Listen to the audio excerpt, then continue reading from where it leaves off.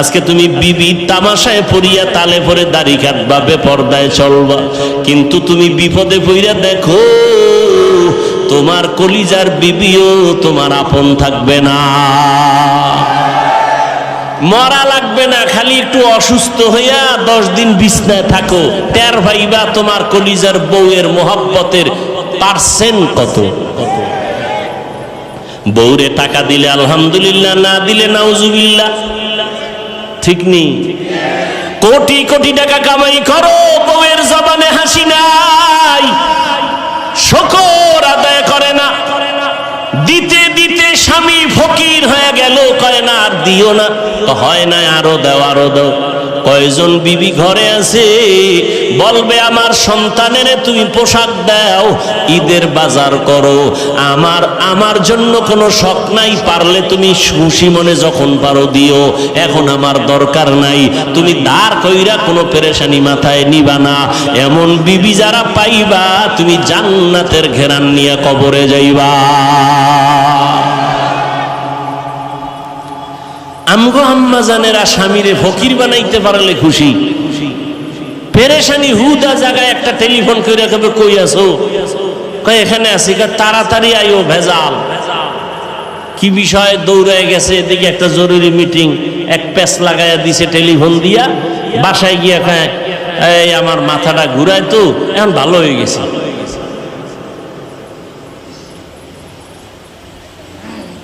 হ্যাঁ, এই জন্য ভালো মেয়ে বিয়া করো। ধৈর্য বড় দামি একটা সম্পদ, ধৈর্যের পাহাড় পৃথিবীতে স্থাপন করে গেছেন। ও পর্দার আড়ালের আম্মা জানেরা, ইতিহাস ভালো করে পড়ো। কয়েকদিন আগে আম্মা জানদের ধৈর্যের পরীক্ষা গেল। কোরবানি করেছো, মা হাজেরা আলাইহা সালামের ইতিহাস তোমার সামনে চলে আসছে। ইসমাইল নবীর মা কেমনে সন্তানটারে বাবার কাছে ছুরির নিচে দিয়া দিল। দুনিয়াতে 80 বছরের পরে বাবা ইব্রাহিম একটা সন্তান পাইছেন, ইসমাইল। আদরের বিবি হাজেরা আলাইহা সালাম বাচ্চা পাইয়া বাবাই খুশি, আল্লাহর অর্ডার হয়ে গেছে, এখন আর কাছে রাখা যাবে না।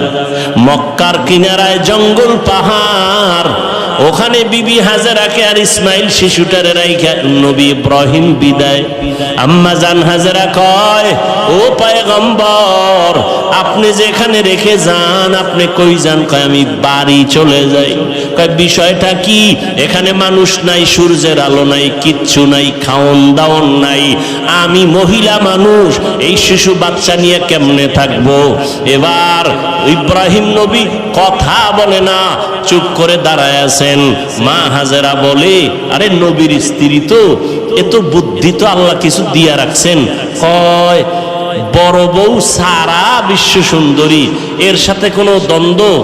ইব্রাহিম নবী মাথা নাড়ায় বলে, না। হাজেরা বুঝতে পারছেন এখানে আল্লাহর হুকুম আসছে। এবার কা আল্লাহর হুকুম হইছেনি? এবার ইব্রাহিম নবী জিও বলে না, মাথা দিয়া সম্মত দিলেন, হ্যাঁ। এইবার হাজেরা কয়, আল্লাহ যদি অর্ডার করে থাকে, আমি হাজেরার কোনো আফসোস নাই, দুঃখ নাই, আপনি চলে যান, দোয়া করবেন আল্লাহ যেন হেফাজত করে। মা হাজেরার ধৈর্য, মা হাজেরাকে আল্লাহ এত ভালোবাসেন, এই ধৈর্যের কারণে কিয়ামত পর্যন্ত, ইসরাফিলের সিংহায় ফুৎকার দেওয়া পর্যন্ত মা হাজেরার স্মৃতি আল্লাহ হাজিদের জন্য ওয়াজিব করে দিয়েছেন। ও হাজি সাবরা, তোমরা মক্কায় গিয়ে যখন হজ করবা, সাফা মারওয়ায় আমার হাজেরা দৌড়াইছে 7 বার। তোরা যদি দৌড়টা না দেও, আমি আল্লাহ তোদের কারো হজ কবুল করব না। চিন্তা করেন, বালিশে মাথা লাগাইয়া, এটা কেমন কপাল যে হাজেরার দৌড় কিয়ামত পর্যন্ত আল্লাহ বাধ্য করে দিয়েছেন, হাজিরা দিবি দৌড়, না হয় হজ বাতিল। মাওলার কাছে হাজেরার ধৈর্য পছন্দ হয়ে গেছে। আর তুমি সেই জমজমের পানি পান করতেছো। মা হাজেরা কান্নার ফসল। ইসমাইল দুধ পায় না, খানা পায় না, কাঁদতেছে। মা হাজেরা দৌড়া ইসমাইলের পানি দেওয়ার জন্য। একবার সাফা, একবার মারোয়া। এবার আল্লাহর পক্ষ থেকে সাহায্য চলে আসলো। কে যেন হাজেরাকে একটা ডাক দিছে কোথা থেকে। হঠাৎ করে খেয়াল করে দেখে আওয়াজটা বাইতুল্লাহর পার্শ্ব থেকে আসছে। কিনারায় গিয়া দেখে অদৃশ্যের আওয়াজ। বলে হাজেরা ডাকছো কেন? কোনো টেনশন করিও না, জিব্রাইল আইসা একটা পাখার একটা ডানা দিয়া বাড়ি মারছে মাটিতে, পানি ওঠা শুরু হয়ে গেছে। কেউ লেখেন ইসমাইল নবীর বাচ্চা মানুষ যে পা নাড়াইছে কান্নার সময় পায়ের আঘাতে পানি, তবে বিশুদ্ধ বর্ণনা হলো জিব্রাইলের আঘাতে পানি উঠছে। ওই পানি দেখা আম্মাজান হাজেরা বলছে জম জম, থাম থাম। পানি থেমে গেল, নিজে পান করলেন, সন্তান ইসমাইলের করাইলেন। সারা দুনিয়ার সব বেঈমান বিজ্ঞানীরা, মুমিন বিজ্ঞানীরা একমত, জমজমের মতো পিওর পানি পৃথিবীর আর কোথাও এমন পিওর নাই। রহমতের নবীকে সাহাবায়ে কেরাম প্রশ্ন করলেন, ও আল্লাহর রসুল, জমজম পানি কমেও না বাড়েও না, crore crore crore crore million trillion billion ton পানি হাজিরা নিয়ে যায়, এখনো যেখানে আছে আগেও সেই রকম ছিল, কমেও না বাড়েও না। সাহাবায়ে কেরাম বলেন, নবী এই জমজমের তলা কই? তলা কূপের। নবী বলেন, জমজম কূপের তলা হলো হাউজে কাউসারের সাথে। আল্লাহর চিনবি না রে নিব খারাম। কই আমগো যে সার্টিফিকেট নাই তো সম্মান কমে নাই। সেদিনও বাংলাদেশের এক বড় মাথাওয়ালা মন্ত্রী মহোদয়ের মন্ত্রীদের মধ্যে বড় দামি কোন এক কাজে গেলাম, কয় হুজুর হেলিকপ্টারের প্রোগ্রাম চলছেনি। আর একজনের সাথে পরিচয় করা, চিনেননি হুজুরের? হেলিকপ্টার হুজুর। আমি কই না, বৃষ্টির মধ্যে কে নিবে? আর আমি নিতে চাই না বেশি। আমি যদি চাই, আল্লাহর শুকর, আমি প্রতিদিন কপ্টারে প্রোগ্রাম করতে পারি সারা দেশে। অথচ আমি অফিসে লেখা রাখছি হেলিকপ্টারে আবেদন করবেন না। সম্মান আমার আল্লাহ সার্টিফিকেট দিয়ে দেয় না, টাকায় দেয় না। আল্লাহ যাকে সম্মান দিবেন, গরিবের সন্তানও ডিসি হয়ে যায়। কি আল্লাহ পারে না? তো তুমি সার্টিফিকেট নিয়ে কি হইছে? এটার পিছনে দৌড়াইয়া আল্লাহ চিনো না, নবী চিনো না, কিসের জন্য দৌড়াও? রিজিক তো কোনো বান্দার হাতে না, কার হাতে? তুমি আবার এটা উল্টা তো বুঝবা যে তাই কি স্কুল কলেজ পড়া বাদ দিয়ে দেবো না।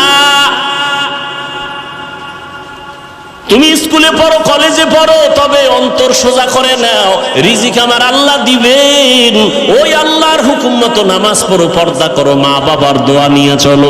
তোমার মতো কত যুবক দেখবা জীবনে মাদ্রাসায় পড়ে নাই, স্কুল কলেজে ভরিয়া doctor, doctor, professor, engineer, RAB, army, police, BDR, কোটি টাকার মালিক, চেয়ারম্যান, মেম্বার, এমপি, মন্ত্রী, পাঁচ বেলার নামাজ পড়ে আছে না নাই?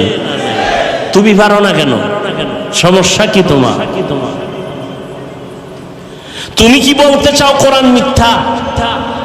একটা প্রমাণ দাও, আমি এখন দাড়ি কেটে ফেলবো, এখন প্যান্ট শার্ট পইরা নাচ গান করবো, কোরআন শরীফ সব জ্বালায় দিব। একটা ভুল করে ভুল বের করো আল্লাহর কোরআন থেকে। কারণ আমরা হুজুরেরা যত বাহাদুরি করি, সবকিছুর মূল ফাউন্ডার আল্লাহর কোরআন।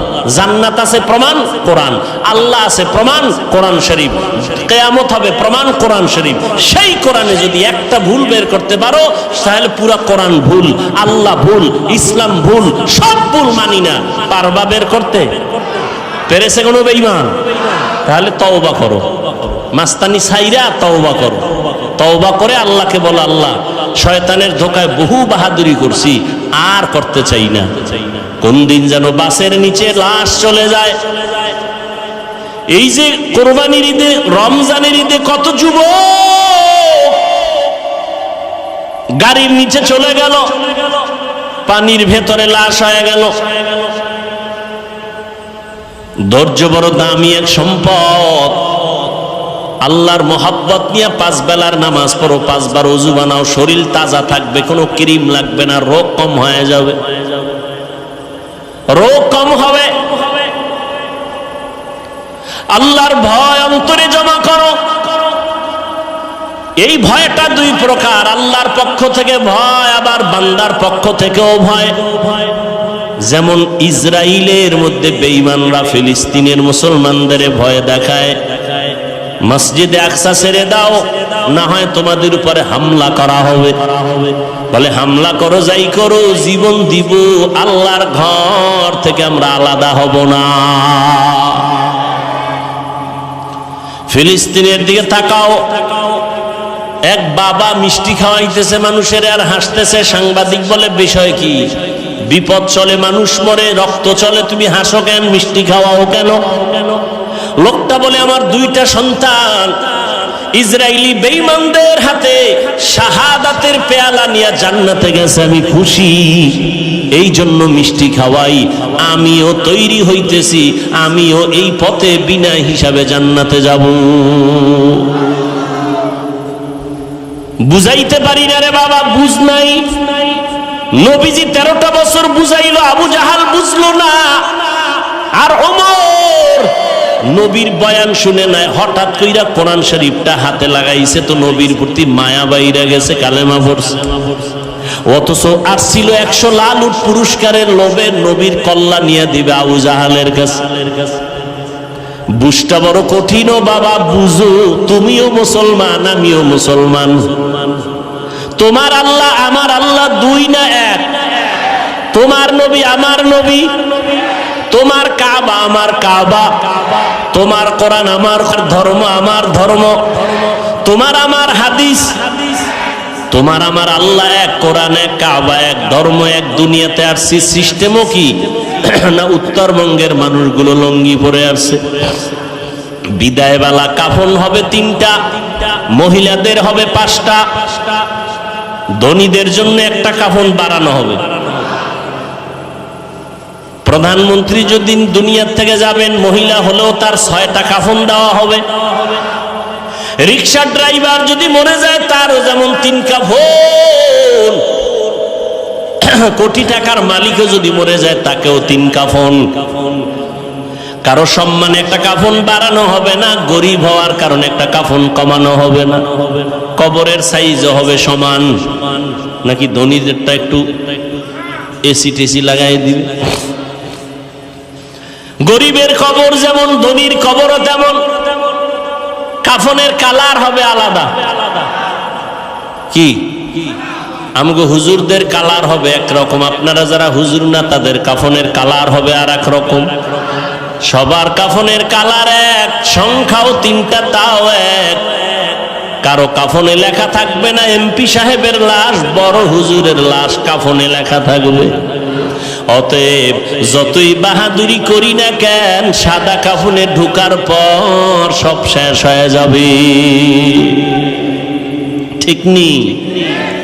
জিন্দগি মে বন্দগি তু কর নাহি, জিন্দগি মে বন্দগি তু কর নাহি,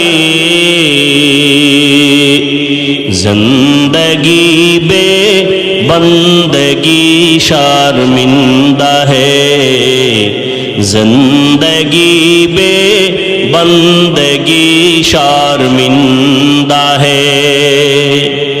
दुनिया में हो दुनिया का तलबगार न हो, बाजार से गुजर हो खरीदार न हो। ये दुनिया एक मिसल कागज फूल है, ये दुनिया एक मिसल कागज फूल है। जिंदगी में बंदगी तू कर नहीं, जिंदगी बे बंदगी शर्मिंदा है, जिंदगी बे बंदगी शर्मिंदा है। এরে নবীর আশিক উম্মতের দল,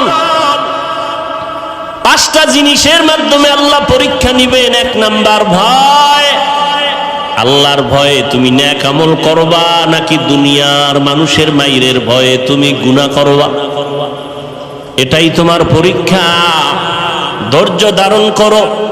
এই মিয়া, আমাদের সবাই দুর্বল মনে করে, আসলেই আমরা দুর্বল। টাকা নাই, বাড়ি নাই, গাড়ি নাই।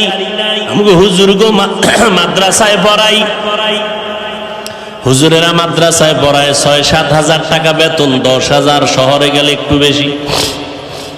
ইমাম সাহেবের বেতন বাকি তো ৩-৪-৫ মাস আছেই। আবার ঘরের মধ্যে খানেওয়ালা সংখ্যাও বেশি হুজুর গো, কথা ঠিক না? আপনারা তো সংখ্যা কম, কারণ আপনারা ট্যাবলেট খান, আমরা তো খাই না। কারণ আমরা নবীর হাদিস ওই দিন শিখলাম, দেখলাম নবী বলছেন ওই বাড়ির মাইয়া বিয়া করবি যেই বাড়ির সন্তান বেশি হয়। কারণ কিয়ামতের ময়দানে ইব্রাহিম নবী উম্মত নিয়ে দাঁড়াবে, মুসা নবী উম্মত নিয়ে দাঁড়াবে, ঈসা নবী দাঁড়াবে।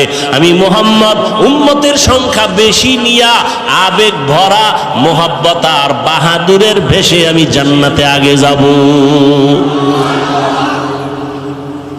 এরপর কি ট্যাবলেট ওয়ালারা পাল্লা দিয়ে আল্লাহর সাথে আগাইতে পারছে? কি ট্যাবলেট ওয়ালারা? আমগো দেশে ২০ বছরের তুলনায় বাংলাদেশের জনসংখ্যা কম না বেশি? সত্য কথা বলেন তো, ট্যাবলেট কই? ওই একটু আগে বলছি, মনে আছে? বান্দা চাইলে কিছুই হয় না, আল্লাহ চাইলে সব হয়। আল্লাহ যদি কয় আমি কোন বান্দা দুনিয়াতে পাঠাবো, ও ট্যাবলেট কেন? ও যদি ওই মহিলাকে জবাইও করে, এরপর আল্লাহ গর্ভ থেকে বাচ্চা বের করে দিবেন। সময় নাই সে ঘটনা বলার। আল্লাহ কি পারেন? আল্লাহর চিনি না, আল্লাহ কি পারেন? ভারতের মতো বিশাল একটা দেশ,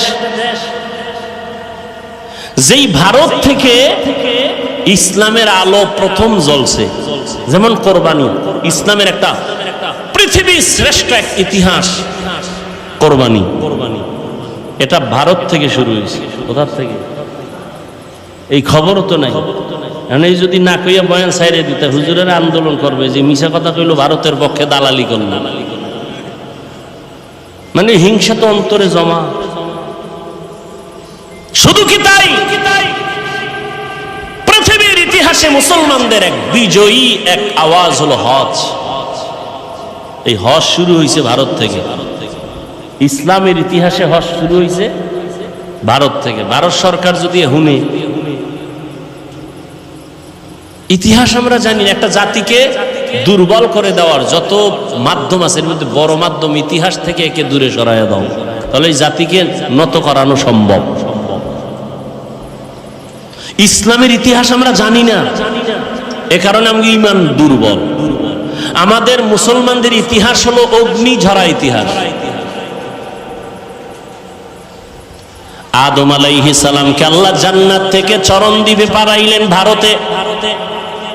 কোথায়? আল্লাহ তাআলা আদমরে দুইটা সন্তান দিলেন, হাবিল আর কাবিল, দুই ভাই।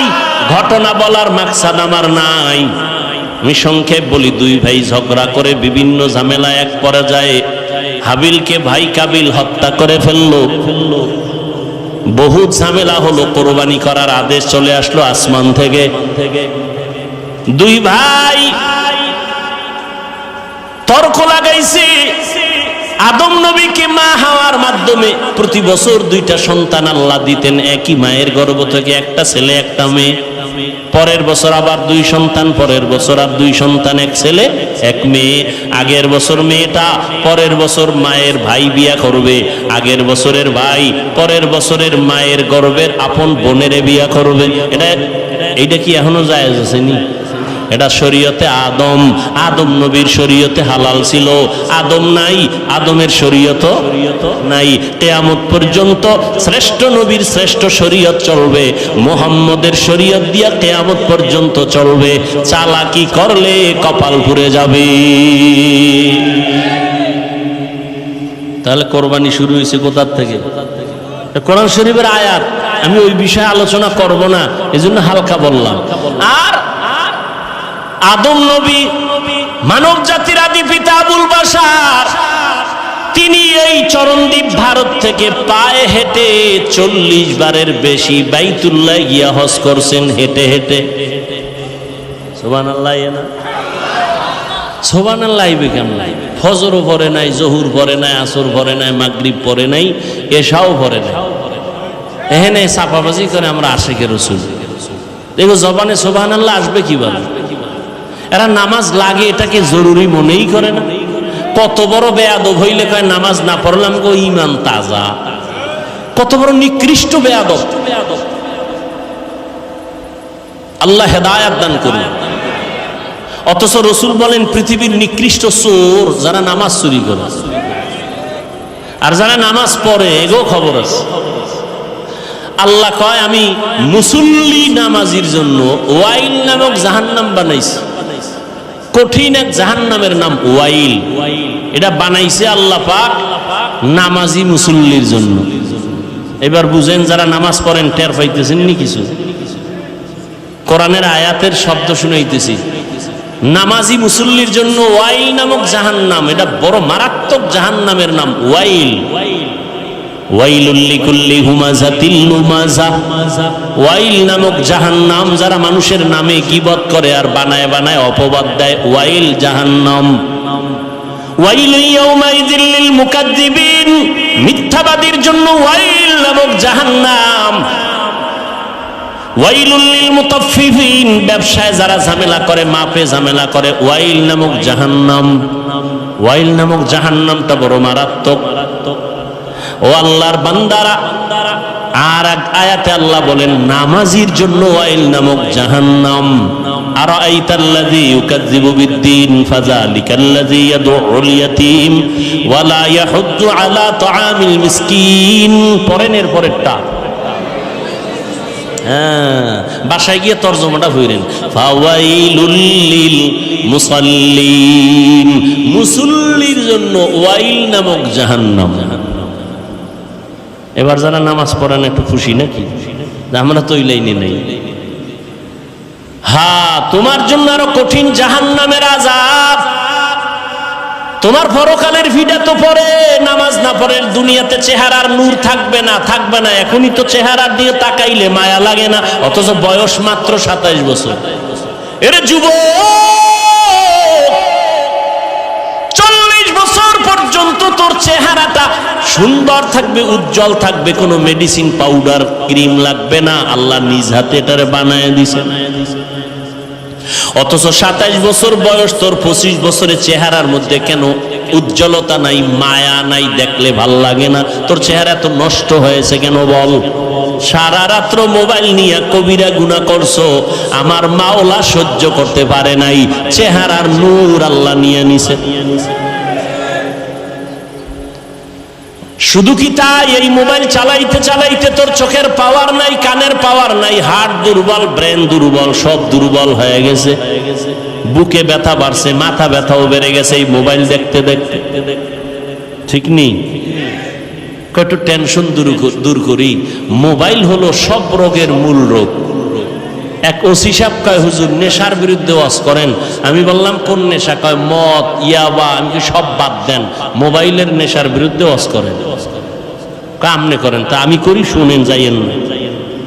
মিরপুরে ঠাডা ভাঙ্গা ওয়াজ দিলাম মোবাইলের বিরুদ্ধে। মোবাইল স্বামী স্ত্রীর মাঝখানে পর্দা লাগাইছে মোবাইল। স্ত্রী স্বামীর হক আদায় করে না, স্বামী স্ত্রীর হক আদায় করে না। কেন? কয় মোবাইলের হক আদায় করতেই তো রাত শেষ। মা বাবা সন্তানের হক আদায় করে না মোবাইলের কারণে, সন্তান মা বাবার হক আদায় করে না মোবাইলের কারণে। তাজা তাজা প্রাণগুলো ছুরির নিচে চলে গেল মোবাইলের কারণে। কি বলবো, লেখাপড়ার ঘরে আগুন লাগছে মোবাইল। এই মোবাইলের কারণে মায়ের সাথে বেয়াদবি করেছো রে যুবক। মোবাইলের কারণে বাবার সাথে গাদ্দারি করেছো, শিক্ষকের সাথে বেয়াদবি করেছো। আল্লাহর কসম করে বলি, লিখে রাখ, তোর কপাল আগুন লাগছে। তুই মরার আগে, এত তাড়াতাড়ি মরবি না। আর যদি মরো তো গাড়ির তলে, মানে যে ধর, এটাও কইতে পারবি না, শেষ। আর যদি না মরো তো বিছানায় মরার আগে পঙ্গু হয়ে থাকবি, লেখা রাখ। হাদিস শুনানের সময় নাই যে আমি যা বলতেছি মনে করিস না গাঞ্জা খাইছি। আমার চেহারা দেখলে গাঞ্জাখোরের মতো মনে হয়, তো তুই কেন বলো আবল তাবল বলি? তোর চেহারা দেখলে মনে হয় তুই গাঞ্জা খাও, তুই ইয়াবা খাও, তুই নামাজ পড়ো না, তুই মায়ের সাথে বেয়াদবি করো, বাবার সাথে বেয়াদবি করো, অল টাইম তোর উপরে অভিশাপ অভিশাপ অভিশাপ। ভয় লাগে তুই কখন হাত পাও ভাঙ্গে গাড়ির তলে পইরা থাকো, ভয় লাগে আমার।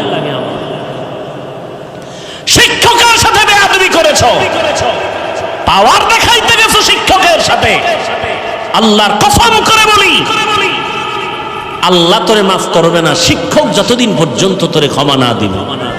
এটা বান্দার হক, বান্দার হক, বান্দার হক। মা বাবায় ক্ষমা না দেওয়া পর্যন্ত আল্লাহও দিবেন না। মোবাইলের কারণে মায়ের কাদাইছো রে বেয়াদব, এই মোবাইলের কারণে শিক্ষকের কলিজাটা ফাটায় দিছো দুঃখ দিয়া, অভিশাপ তোর কপালে লাগছে, যে কারণে চোখেও পানি আসে না, মোনাজাতও ধরতে চাও না, অন্তর শক্ত হয়ে গেছে, চেহারার মধ্যে কোনো নূর নাই। মরার আগে বিছানায় পড়ে থাকবি। আর যদি মা বাবার থেকে, শিক্ষকের থেকে, মুরব্বীদের থেকে তওবা নিয়া, ক্ষমা নিয়া মাওলার কাছে মাপ চাও, মুহূর্তে আমার আল্লাহ তোর জীবনটার সব গুনাহ মাফ করে পবিত্র বানায় দিবেন। ও যুবক আল্লাহর গোলাম, হাসতেছো না? খুব মজা লাগতেছে নাকি? মা বাবায় বরদোয়া করে শুনে খুব মজা লাগে না? শিক্ষক বরদোয়া করে খুব মজা লাগে, গাড়ির তলে হইরে মরবি শুনে খুব মজা লাগে না? অন্তরে একটু দুঃখ লাগে না যে আমি এত খারাপ? অথচ ১৫০০ বছর আগে রসুল কি বলছেন? যুবকেরা আমি মুহাম্মদের উপকার করেছে আর বুড়ারা বিরোধিতা করেছে। যুবক যুবক এক পৃথিবীর একটা অমূল্য সম্পদের নাম যুবক। আল্লাহর কাছে যৌবনের ইবাদতের দাম বেশি, দুনিয়াতে যুবক সময়ের দাম বেশি, শক্তির দাম বেশি। আমি বলছি তুমি হুজুর হও না, ডাক্তার হও, ইঞ্জিনিয়ার হও, প্রফেসর হও, এমপি হও, এসপি হও, ডিসি হও, বেয়াদব হইও না।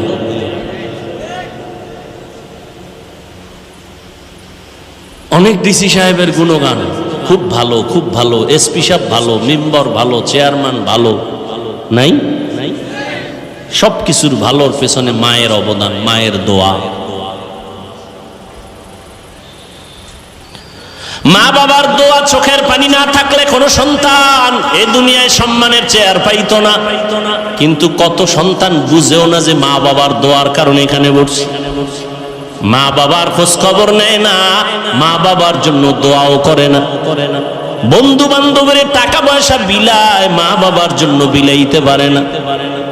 বাইতুল্লাহ যাই একটু আল্লাহরে ডাকবে, টাকা আছে কপাল নাই, ঠিক নি? বছরে ২-৩ বার যাইতে পারে, একবারও যায় না। জিগাইলি কয় এই সমস্যা, এই সমস্যা, কপাল বড় খারাপ। ও আল্লাহর বান্দারা, আল্লাহ পাক বলেন আমি ৫টা জিনিসের মাধ্যমে পরীক্ষা নিব। ১ নাম্বার আল্লাহর ভয়, দ্বিতীয় পরীক্ষা হলো ক্ষুধা। ইমাম শাফিঈ রাহমাতুল্লাহ আলাইহি বলেন ক্ষুধা মানে এখানে উদ্দেশ্য হলো রোজা। এই যে রমজান মাস গেল, কত কুলাঙ্গারের বাচ্চারা এই বাংলাদেশে বলছে ঘরের মধ্যে কি ভাতের অভাব আছে, রোজা রাখবো কেন? বলে নাই? আমরা কি ভাতের অভাবে রোজা রাখি? রোজা তো হিন্দুরাও রোজা রাখে, খ্রিস্টানেরাও রাখে, ইহুদিরাও রাখে। দুনিয়াতে এমন কোন ধর্মের মানুষ নাই যেই ধর্মের মধ্যে রোজার আইন নাই, তবে তাদের নাম আলাদা, সিস্টেম আলাদা। আমরা কই রোজা, তারা কয় না খাওয়ার সাধনা। কোন কোন ধর্মেও দেখছি এরকম লেখা, না খাইয়া না খাইয়া যদি মরতে পারে বিনা হিসাবে জান্নাত পাবে। কিন্তু আমরা মুসলমানেরা না খাওয়ার সাধনা করি না, বরং না খাওয়ার ভেতর থেকে আল্লাহ পাওয়ার সাধনা করি। পরকালের সওয়াব বাদ দাও, চিকিৎসা বিজ্ঞানীরা রোজা নিয়ে গবেষণা করে বলছে শরীর ঠিক রাখার জন্য একটা মহা ঔষধের নাম রোজা। জনমের মতো খাইবা না, এতে শরীর সুস্থ থাকবে না। খবরদার, শরীর সুস্থ রাখার জন্য আল্লাহ পাক কিছু নিয়ম বাতায় দিয়েছেন। শরীরে তোমার যতটুকু টানবে ততটুকু দিতে হবে, বেশি দেওয়া যাবে না, কমও দেওয়া যাবে না। তোমার শরীর, তোমার পেট, পুরা বডির মধ্যে তোমার মেশিন। প্রত্যেকটা মানুষের ভিতরে 23টা ইঞ্জিন আছে, 23টা মেশিন আছে। কয়টা? 23টা মেশিন আছে বডির ভিতরে। মাথায় আছে 10টা। কয়টা? পেটের মধ্যে আছে 8টা। কয়টা? 8টা। এরে আল্লাহর বান্দা, এই মেশিনের মধ্যে শ্রেষ্ঠ যেটা মূল, সেটা হলো পেট। তোমার এই বডিকে সুস্থ রাখার জন্য ওখান থেকে 8টা মেশিন পুরা বডিটারে কন্ট্রোল করে পেটের মাধ্যমে। এরে নবীর উম্মতের দল, এই জন্য খাদ্য নিয়ম ছাড়া খাওয়া যাবে না। বেশি খাইলেও ঝামেলা, কম খাইলেও ঝামেলা।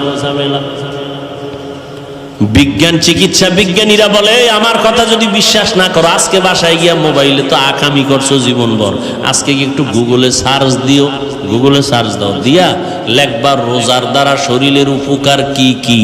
ওখানে সব তঙ্গ মুরব্বী টাইওয়ালারা বসে আছে, গবেষক। আমাকে হুজুর টুজুর ওখানে কেউ নেই। সুন্দরভাবে গবেষণা দিয়ে রাখছে রোজা রাখলে কি হয়। আমাদের বাংলাদেশের এক হিন্দু ডাক্তার গত রমাজানে 50 লাইনের একটা ফেসবুকে লেখা দিছে, আমাকে একজনে দেখাইলো রোজার দ্বারা শরীরের কি উপকার। এজন্য রহমতের নবী পৃথিবীর শ্রেষ্ঠ ডাক্তার, পৃথিবীর শ্রেষ্ঠ ডাক্তার আমার নবী। শুধু রমাজান না, প্রত্যেক সোমবার, সপ্তাহের বৃহস্পতিবারও রোজা রাখতেন। রোজা রাখলে শরীর সুস্থ থাকে, পুরা ব্যালেন্স ঠিক থাকে, আর জনমের মতো খায়। আল্লাহ যা দিছে আও খায়, নিজেও আউলা জাউলা খাইতেছে, খাইয়া আস্তে বিছানায় পইরা থাকে। তো লাভ কি? হালাল হারাম খাইলে কোনো শান্তি নাই রে বাবা। হালালটারও যারা হারাম বানায় খায়, এই কারণে পেট নষ্ট, তার সব নষ্ট। পেটে ব্যথা উঠছে, পেটের খানাটা বলতো মাথা ব্যথা শুরু হয়ে গেছে, খানাও, ঘুমও নাই, রুচিও নাই, সব নষ্ট হয়ে গেল। এজন্য আল্লাহ বলেন, আমি ক্ষুধার মাধ্যমে পরীক্ষা নিব রোজা। আরাফার রোজা সামনে আসতেছে, আশুরার রোজা মুহররমে। আরাফার রোজা নফল রোজা মাঝে মাঝে রাখিও, শরীর সুস্থ থাকবে। হিন্দুদের মধ্যে খবর নেন, ওরা খায় খুব সীমিত। আমাকে মুসলমানের থেকে অনেক সুস্থ তারা। নিয়মতান্ত্রিক যা খায় খুব সাবধানে খায়, নিয়মতান্ত্রিক ভাবে চলে। আর মুসলমানের মধ্যে আর এই বাঙালি জাতি কি পরিমাণ যে খাইতে পারে, আর না পারলেও কিলাকিলিতে অনেক উপরে আছে। এই যত মামলা হামলা শুধু খাওয়ার জন্য, আর কেউ রে খাইতে দিব না, সব আমি খাবো। এটা হলো কুত্তার মেজাজ। কুত্তা চায় সব একা খাবে, অন্যকে খাইতে দিবে না। কি ঠিক না?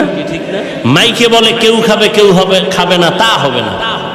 মাইকের থেকে নামার পরে সব নিজের গুদম ভরে, গরিবরা না খায় মরে। কি 2 নম্বর পরীক্ষা হলো রোজা ক্ষুধার মাধ্যমে। সংক্ষেপ বলে ফেললাম। 3 নম্বর হলো মালের কোরবানি। তার মানে এখানে ইমাম শাফিঈ রাহমাতুল্লাহ আলাইহি বলেন, এখানে মালের কোরবানি মানে যাকাত। কি? আল্লাহর কসম একবার, আল্লাহর কসম 2 বার, আল্লাহর কসম 3 বার। আমার দেশের ধনীরা পাই পাই হিসাব করে যদি যাকাত দিত, এই জমিনে কোনো দারিদ্র বিমোচন থাকতো না, সব বিমোচন হয়ে যেত। আর কসম করে বলে গেলাম আল্লাহর কোরআন সামনে, যতদিন পর্যন্ত আল্লাহর দেওয়া অর্থনীতি যাকাত সঠিকভাবে জমিনে কায়েম হবে না, ততদিন পর্যন্ত দারিদ্র বিমোচন হবেই না, হবেই না। কোন চালাকিতে চলবে না। আল্লাহর দেওয়া অর্থনীতি, যাকাত আদায় করো সব সময়, বছর শেষে পাই টু পাই হিসাব করে। ওই 100 টাকা 2.5 টাকা গরিব খাবে, ধনী খাইলে ওর বাকি 97 টাকা আটানাও হারাম হয়ে যাবে। ওটার মালিক 2.5 টাকার মালিক গরিব। যাকাত দিতে বলে নাই, যাকাত আদায় করতে বলছে। যাকাত দেওয়া এক জিনিস, আদায় করা আর এক জিনিস। এই বিষয়ে রমজানে আমি বিস্তারিত বয়ান করছি, এ নিয়ে বয়ান করা এখন আর যাবে না। আর যাকাত যাকে দিবে তাকে বলতে পারবেন এটা যাকাত দিছি, গোপনে দিয়া দাও। যে যাকাত খাওয়ার উপযুক্ত তাকে দাও, দিয়া পৌঁছাইয়া দাও। লাইনে দাঁড়াইয়া এরপরে ফকিন্নির মতো রৌদে পুরে যাকাত নিবে, ইসলাম এটা নিষেধ। বরং 2.5 টাকা গরিব পাবে, এটা তো আমার কাছে, আমি তার কাছে ঋণী। হ্যাঁ, 3 নাম্বার মালের কোরবানি। গরিবরা কয় আমাকে তো আর ঝামেলা নাই, মালও নাই ঝামেলাও নেই। আল্লাহ কয় 4 নাম্বার গরিব তোমার জানের কোরবানি। ধনী বলল আমি টাকা দিলাম মাহফিল চালাও, ধনী বলে আমি টাকা দিলাম মাদ্রাসা উঠাও, মসজিদ উঠাও। ধনী জানের কোরবানি দিতে পারবে না, সময় নাই, সম্ভব না। এবার কয়েক গরিব তুমি জানের সময় দাও, পরামর্শ নাও, কাজ করো, তুমি জান দিয়ে একটু খেদমত করো। তাহলে গরিব ধনী মালের কোরবানি দিল, গরিব জানের কোরবানি দিয়া দুজন জান্নাতের বাসিন্দা হয়ে যাও।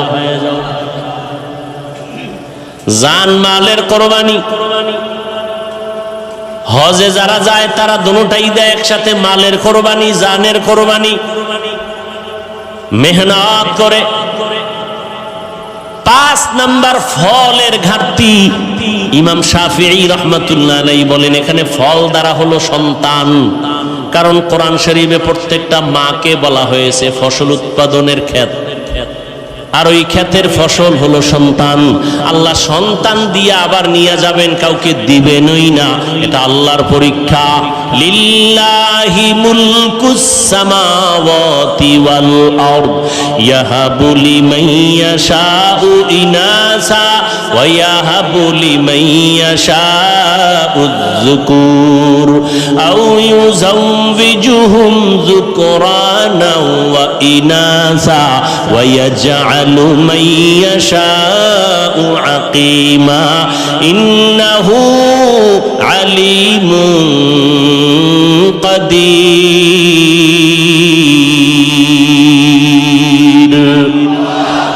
আল্লাহ বলেন আসমান জমিনের ক্ষমতা আমার হাতে, আমি চাইলে কাউকে ছেলে দেই, কাউকে মেয়ে দেই, কাউকে দোনোটা দেই, কাউকে কোনোটাই দেই না। ক্ষমতা কার? আল্লাহ পাক বলেন আমি ছেলে দিয়া সন্তান দিয়া পরীক্ষা নেই। ইন্নামা আমওয়ালুকুম ওয়া আওলাদুকুম ফিতনা। সম্পদ আর সন্তান তোমার জন্য পরীক্ষার বস্তু। খবরদার সন্তানের মায়ায় পড়ে আল্লাহকে ভুলে যেও না। পর্দার আম্মা জানেরা, আল্লাহ সন্তান দান করেছেন, সন্তানটাকে মানুষ বানায় যান। মানুষ বানাইতে হলে আপনাকে মাওলানা বানাইতে হবে না, একজন মুফতি সাহেব বানাইলেই মানুষ হবে এটা গ্যারান্টি নাই। আপনার সন্তানটারে ডাক্তার বানাবেন, আপনার সন্তানের ইঞ্জিনিয়ার বানান। তবে মানুষ যদি বানাইতে চান, আমার নবীর আদর্শ ছাড়া মানুষ হওয়া সম্ভব না। অতএব আপনার সন্তান ডাক্তারি পড়িয়াও যেন নামাজ না ছাড়ে, মা বাবার সাথে বেয়াদবি না করে, এমন সন্তানের ইমানদার, এমন সন্তান রেখে যান ডাক্তার ইঞ্জিনিয়ার। আপনার সন্তানের ব্যবহারে যেন মা বাবার কলিজা ঠান্ডা হয়, সন্তানের ব্যবহারে যেন আলেমদের কলিজা ঠান্ডা হয়, সন্তানের ব্যবহারে যেন কারো অন্তরে কষ্ট না যায়। ওই সন্তান যদি রেখে যান, ডাক্তার হইয়াও কোরআন পড়িয়া মা বাবার জন্য দোয়া করবে, ইঞ্জিনিয়ার হইয়াও কোরআন পড়ে মা বাবার জন্য দোয়া করবে। এমন একটা আদর্শ সন্তান রেখে যাবেন, দুনিয়াও আপনার সুনাম হবে, কিয়ামতেও এর উসিলায় নাজাত পেয়ে যাবেন। ও যুবক বাবারা, এখনো সময় আছে, তওবা করে নাও। জীবনটার কোনো দাম নাই যদি তুমি আল্লাহর হুকুম মতো জীবনকে পরিচালনা করতে না পারো। আমি শুরুতেই বলছিলাম বাবা, তোমার আল্লাহ আমার আল্লাহ এক, তোমার নবী আমার নবী এক, তোমার ধর্ম আমার ধর্ম এক। তুমি আমি একই আল্লাহর গোলাম, একই নবীর উম্মত, এক কোরআন মানি, এক কাবা মানি। অথচ তোমার দাড়ি রাখতে লজ্জা লাগে, আমার দাড়ি কাটতে লজ্জা লাগে। বিষয়টা কি? তুমিও নবীর উম্মত, আমিও উম্মত, তোমার আল্লাহ আমার আল্লাহ এক, কোরআন এক, ধর্ম এক। তোমার নামাজ পড়তে কষ্ট লাগে আর আমার নামাজ না পড়লে লজ্জা লাগে। তোমার পর্দা করতে লজ্জা লাগে, আমার পর্দা না করলে লজ্জা লাগে। তুমি মসজিদে ঢুকতে লজ্জা পাও আর আমি মসজিদে না ঢুকলে লজ্জা পাই। বিষয়টা কি? আসলে বিষয় কিছুই না। আবু জাহিল্লাও একটা মানুষ, ওমরে ফারুক একটা মানুষ। ব্যবধানটা কোথায়? ওমর যেই রাস্তায় চলে ওই রাস্তায় শয়তান পর্যন্ত আসে না, ভয়। ওমর এমন আল্লাহর গোলাম হয়ে গেল যে ওমরের তরবারির সামনে কোনো বেঈমান দাঁড়াইতে পারে না, ভয়। কারণটা কি?